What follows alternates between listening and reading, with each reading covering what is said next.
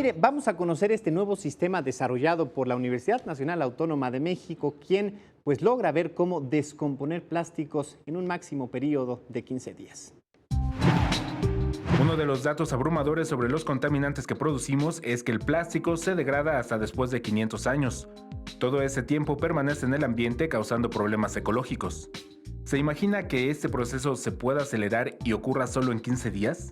Pues investigadores de la UNAM lo consiguieron utilizando enzimas producidas por un hongo que se llaman cutinasas, las cuales consiguen que materiales como el PET y otros productos derivados del petróleo se puedan procesar rápidamente. Básicamente lo importante es que estos polímeros tengan un enlace químico que se llama éster, ¿no?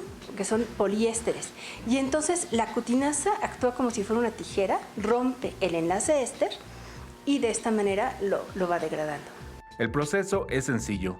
Los poliésteres, como el PET, se deben limpiar y triturar hasta obtener un polvo fino, el cual se mezcla con una solución que contiene las enzimas.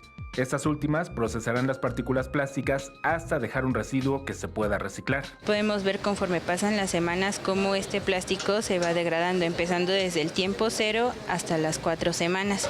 Y si ahora nos ocupamos de clasificar la basura, se puede contribuir de manera importante a producir menos contaminantes. Ahorita, esto que se está ya instaurando en la Ciudad de México de separarlo, pues sí, obviamente vamos a tener el PET, no mezclado con otros residuos, no lleva un proceso de limpieza o tratamientos que se les dan en el caso de los recolectores, y claro que beneficiaría para que directamente lo podamos recopilar y ya darle el tratamiento.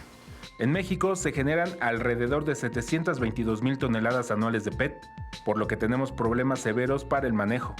Aquí radica la importancia de este desarrollo científico. Alberto Álvarez Santana, 21 Noticias.